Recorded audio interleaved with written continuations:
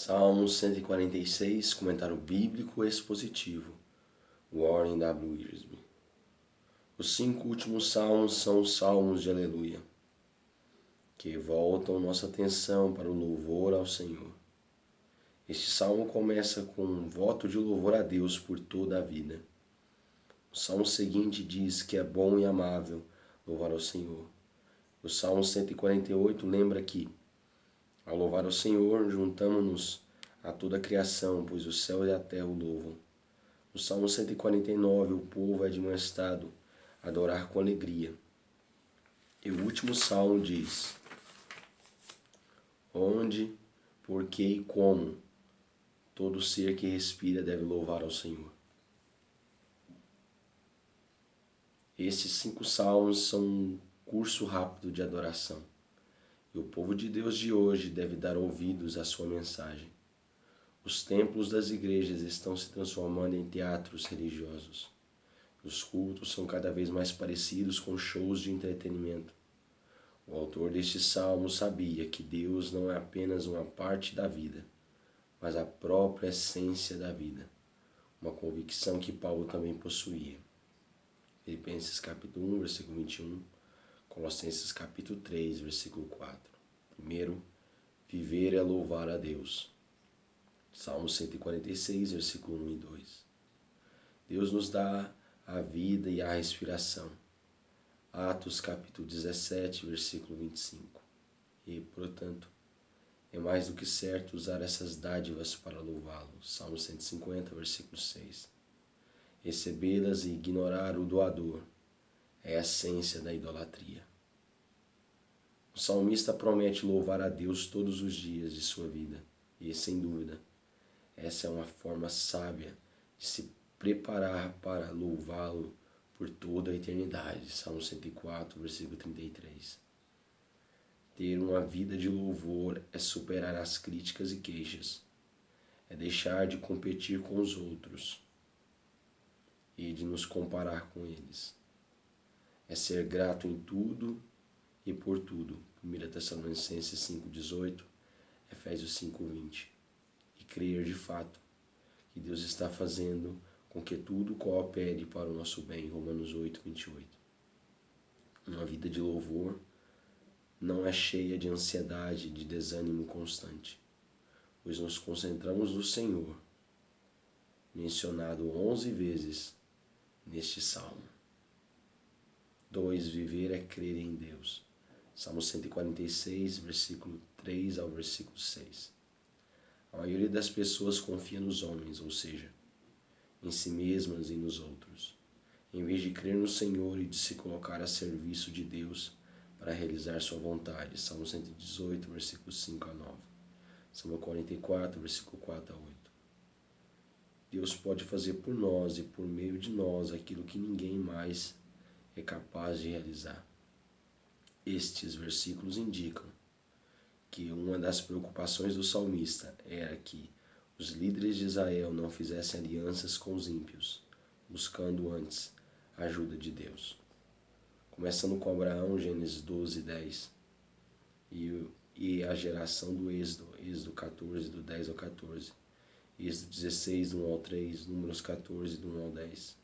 O povo de Israel voltou-se para o Egito em várias ocasiões em vez de confiar no Senhor, padrão que persistiu até os tempos de Isaías, Isaías capítulo 31, e Jeremias capítulo 2, versículo 18, Jeremias 33, versículo 1 ao 10, Jeremias capítulo 42 até o capítulo 43. Confiar na sabedoria e nas forças humanas é depender daquilo que não pode durar, pois todos morrem, e as ideias brilhantes de um líder são substituídas pelas ideias não tão brilhantes de outro. No texto hebraico, o termo homem é Adam, da palavra Adam, que significa terra, pó. Viemos do pó e para o pó voltaremos. Gênesis capítulo 3, versículo 19.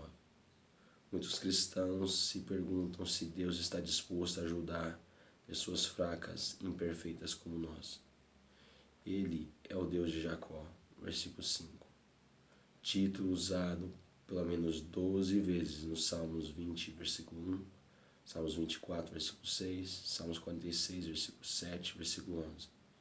Jacó estava muito aquém da perfeição e, no entanto, Deus honrou sua fé e o ajudou nos momentos de necessidade.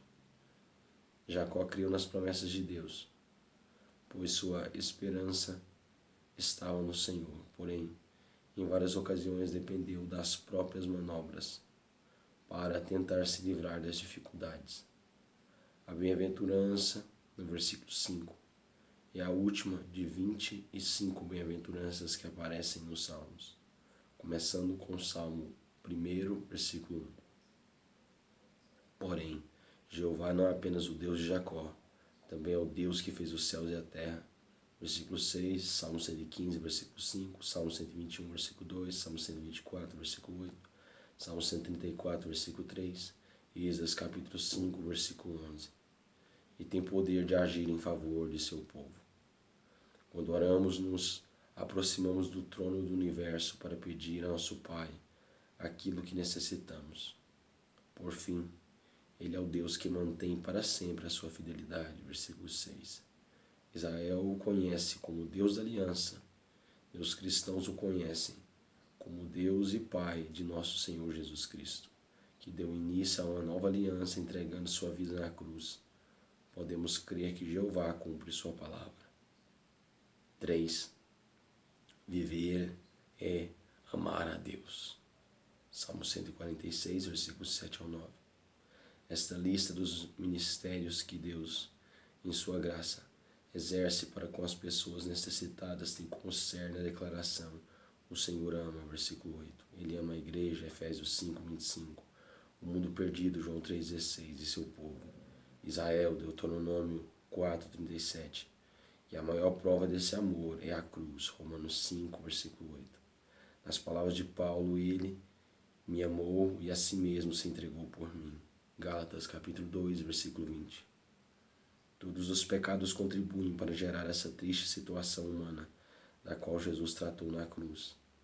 Mas sua existência na sociedade é prova de que este mundo está sendo governado pela lei do pecado e da morte. Romanos 5, versículo 12 ao 21. Jesus revelou o amor de Deus, ajudando pessoas famintas, doentes, aleijados, cegos, encurvados e todos que, de algum modo, se encontravam desesperados. Lucas capítulo 4, versículo 16 ao versículo 21. Isaías 61, no versículo 1 ao versículo 3. Amamos a Deus porque Ele nos amou primeiro, 1 João 4, 19. E se verdadeiramente amamos a Deus, também amaremos aqueles a quem Deus precisa ajudar e faremos todo o possível para socorrê-los. 1 João 3, versículo 10 ao 24. Tiago 2, versículo 14 ao 26. Viver em amor é muito mais do que desfrutar o amor de Deus por nós. João 14, versículo 21 ao 24. Também é compartilhar o amor de Deus com outros. Talvez não sejamos capazes de realizar milagres para curar os aflitos, mas podemos ajudá-los de outras formas. 4. Viver e reinar com Deus. Salmo 146, versículo 10. Essa declaração vem do cântico de vitória entoado por Israel no Êxodo. O Senhor reinará por todo sempre. Êxodo capítulo 15, versículo 18. A afirmação reina o Senhor pode ser encontrada em Salmos 93, 1, Salmos 96, 10, Salmos 97, 1, Salmos 99, 1. É impressionante saber que o Senhor, soberano do universo, é nosso Pai Celestial e que Ele nos ama. Não apenas o Senhor reina sobre as nações, Salmo 47, 8, como nós também podemos reinar em vida por meio de Jesus Cristo, ao nos entregarmos a Ele e andarmos no Espírito, Romanos 5, 17. Neste momento, estamos assentados com Cristo nos lugares celestiais, Efésios capítulo 1, versículo 18 ao 23, Efésios capítulo 2, do versículo 4 ao 10, Colossenses 3, versículo 1 ao 4. E o trono do universo é para nós um trono de graça.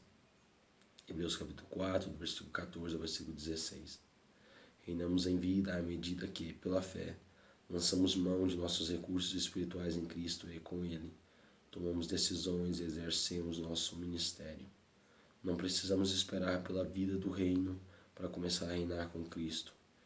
Mateus capítulo 19, versículo 28, Apocalipse capítulo 22, versículo 5. Pois a graça de Deus está reinando. Romanos 5, 20, versículo 21. E somos capazes de reinar com Cristo em nossos dias. Romanos 5, versículo 21. Então, podemos viver louvando a Deus, crendo em Deus e amando a Deus e, desse modo, glorificando o nome de Deus.